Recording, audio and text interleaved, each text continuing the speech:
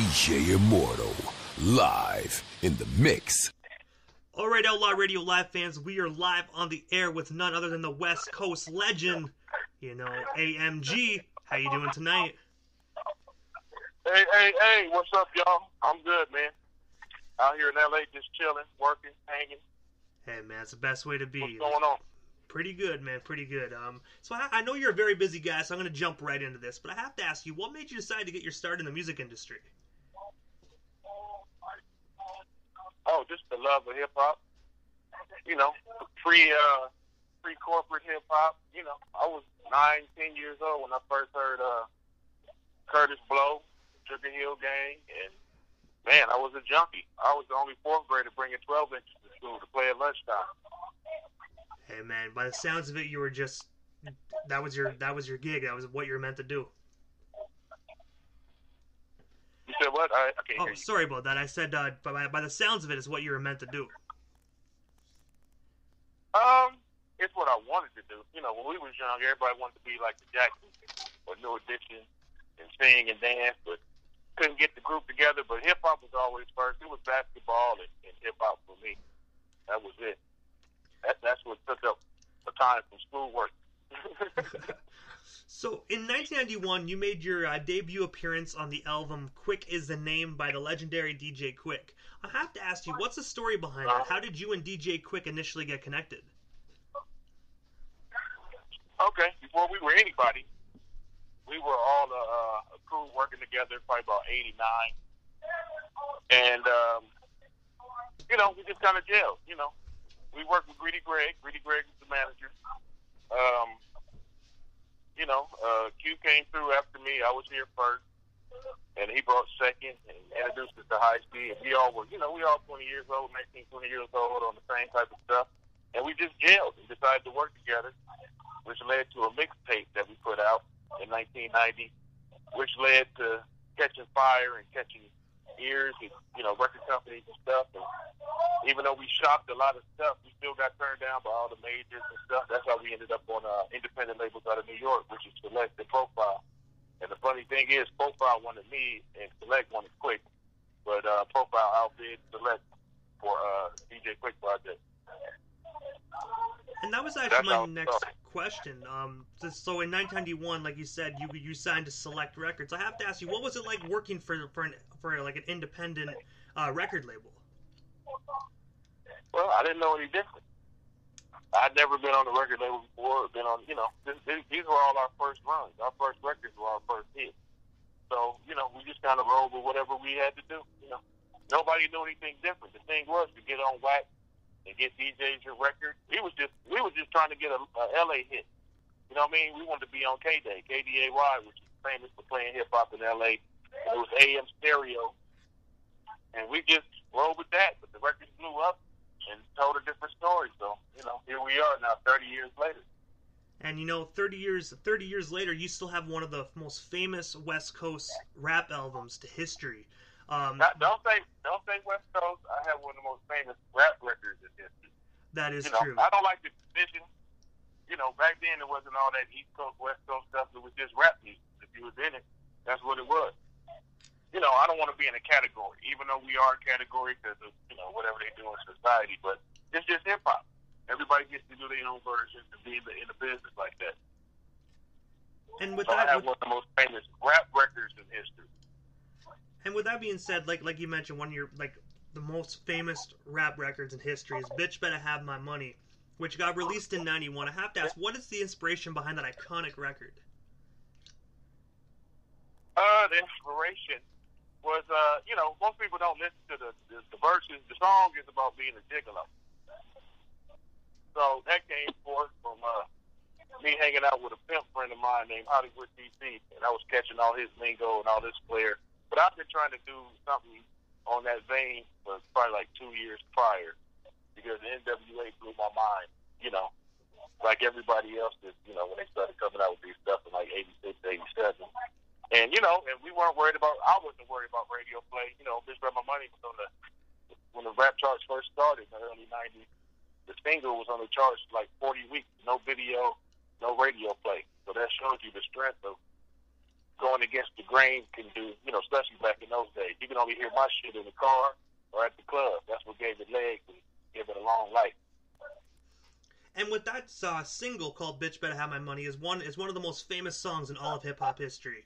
It's been featured on countless movies and TV shows. When you made that song, did you actually think that it would be as big as it is today? Yeah. The concept worked out correctly. The sample, rest in peace to Outlaw, it came from Big Daddy Kane's. I'm sorry, that's my neighbor's bird. We're not killing cats over here. My neighbor's It's all good. That's from Anything Goes When It Comes Out, because sipping ain't easy.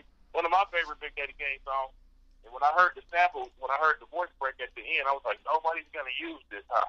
And I waited. And I started making my demo. And it's been the same since demo stage. Same thing, same groove, same beat.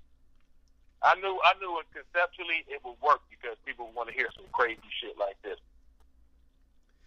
And also in 2001, you were featured on Midori's album called Misjudged. What was it like working with her, and how did you both get connected? Who? Midori. She was for that woman that was a porn star that turned singer. Porno girl. That's Michelle Watley. Yeah, Jody Watley's sister. I didn't even know she had a record that came out. We did those records we cut on her. We did those. He skipped from 1991 to 2001 in Midori. God damn. Midori was, I knew her, from being in LA and all that type of stuff. And she was super cool, but the original songs were supposed to be on a compilation came out called Porn Core or something. They had all the rappers and rock artists mixing with the porno people doing tracks and stuff. And we did a couple songs, and I guess one of them didn't make it, even though I did another record for the project, and the other records ended up, I guess, on her record. I wish you'd send me a clip of that. I ain't never seen it. But she was dating Kid Rock back then, so I was doing that, trying to get in with Kid Rock anyway, but Michelle was cool. I have to ask, did you ever get the opportunity to work with Kid Rock at all? No, I met him. I knew him back when Too Short signed him way back in the day. Remember he was a rapper first? Oh, I remember that. That was his first record. Yeah. Those were the days. Mm-hmm. So, around 2006... He went to Midori. Pardon? Sorry, what was that, sorry? How you gonna skip my whole 90s? I did a lot of shit in the 90s. Come on, let's go. Come on, roll with it. You got my brain jumping. Sorry about 2006, what? I'm just playing, man. Go ahead. So I was gonna ask, you and DJ Quick also formed a duo called the Fixers around 2006. What made you guys decide to actually form that duo?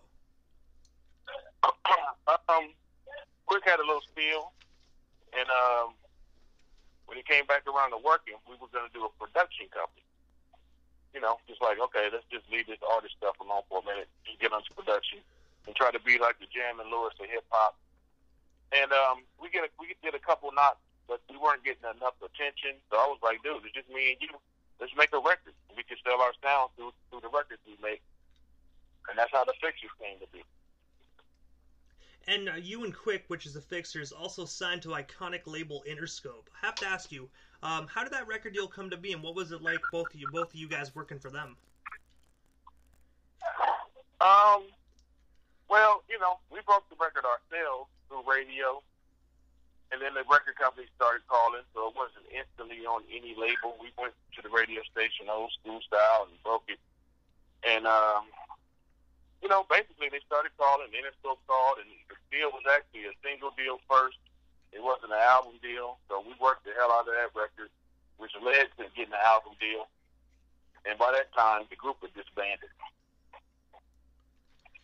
And the album Midnight Life was scheduled to be released in mid to late 2000s, but was shelved. I have to ask you, what was the story behind why it wasn't released, and do you think someday the public will be able to hear that record? What year? It was mid to late 2007. Yeah, I put the record up on. It's been on iTunes for 12 years. Okay. Everybody's like, where can I find it? It's on iTunes. I put it up in 2008 after the whole brouhaha and everything fell apart. I wanted the fans to still hear it, and people still buy it, record's out. It's just never been promoted. Okay, I actually did not know that. What I don't understand is why a lot of these record labels they really shelve good projects. I don't understand why they would do something like that. They didn't. First of all, our deal with Interscope wasn't them controlling our entity. It's a joint venture through the label I had called Dirty West, and they didn't care enough. After the single had died down, they didn't care enough to because we were creating second singles for it and all that type of stuff, and it was actually because we didn't sign a full-fledged album deal. It was a bid war between Warner Brothers and Interscope. And it just never came to fruition because by that time, by probably like October, November 2007, it was a wrap.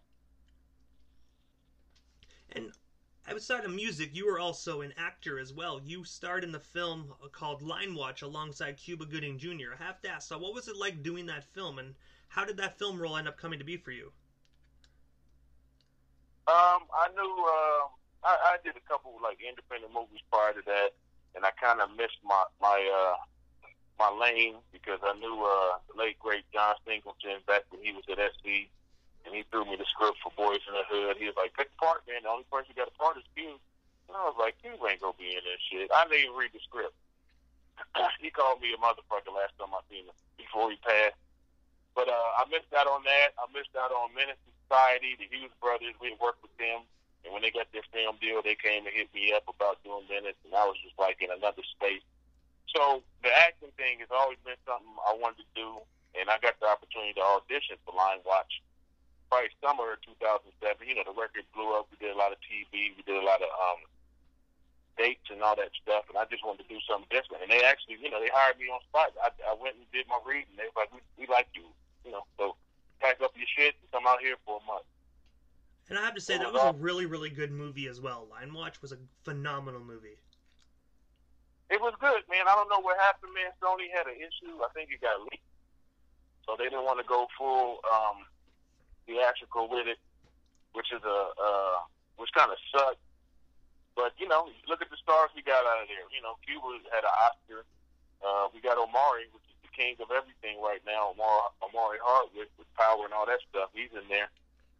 Evan Ross, Monique Schroeder, a lot of good people came out that movie. And it taught me a lot of things that I always wanted to know about film. And I appreciate the process. And I was the person, they'd be like, cut. And everybody goes to, the star, the actor dudes to go to their trailer. And I sit up and talk to the director and the first AD and the cameraman. And, they were welcoming to me trying to learn the process of film. So it was always a good experience dealing with that. And you also played a character named Grant in the TV movie called Winner Take All alongside other legendary artists. What was it like doing that film?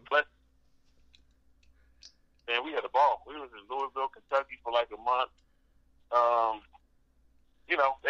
They shot me the script. I had to read the script on the plane and figure out what it was supposed to be. And that's funny because I haven't even seen that movie in a long time. It was just a good experience, man. Anything aside from doing what I normally do, which mostly being in a studio recording or doing shows, any other experience through entertainment is always a great thing for me because I just enjoy the process of working, and learning new stuff. And, even with that, my guy, Danny Zarelli, directed it, and he just let us go and do what we had to do. It was me rapping Forte, Flesh and Bone, Be Real was in it.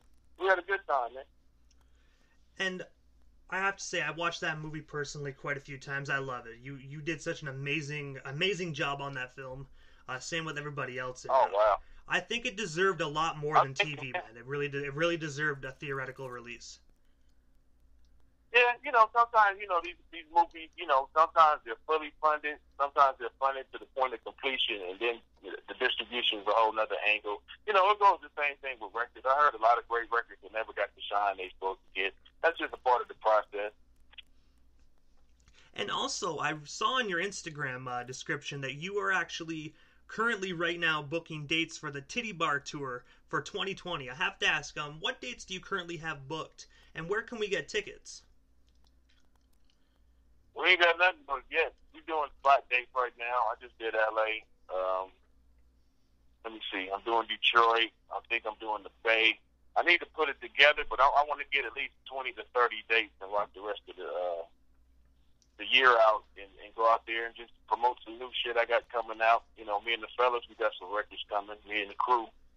So, you know, my Titty Bar tour is tongue-in-cheek, really, because I was going to try to do a tour and perform in strip clubs across the country and just turn up. So that's the concept. So anybody want to get on the Titty Bar tour or book a show, just go to my Instagram, the AMG show, and shit, we can talk about it. Most definitely. So any promoters listening that want to book AMG for a show, hit them up on Instagram, the AMG show. There you go. There you go. So other than the Titty Bar tour, AMG, I have to ask, what is next for you? Do you have any albums you're currently working on that you want to promote? Anything of that nature? Well, I got a project I was supposed to put out a while back called Rum and Coke. I'm doing that this year. I'm gonna make everything EP. So it'll be like 7 to 10 songs, not full albums, but Dirty Old Man is another project I'm doing a single for right now. I'm actually in the studio right now, finishing up the first single for that. So that'll be something people go hear by the summertime. And the song is called She's Thick Like That. So, you know, we're doing the same thing, you know, making a lady shake and party and have a good time. That's all I'm about as far as hip-hop. And I have to ask you this. So this is the time in the interview, AMG, that is give a chance for the individual that comes on the show. Just a chance to give shout-outs to whomever they want to give shout-outs to. And also your social media handles one more time. That way our listeners can follow you if they're not already doing so.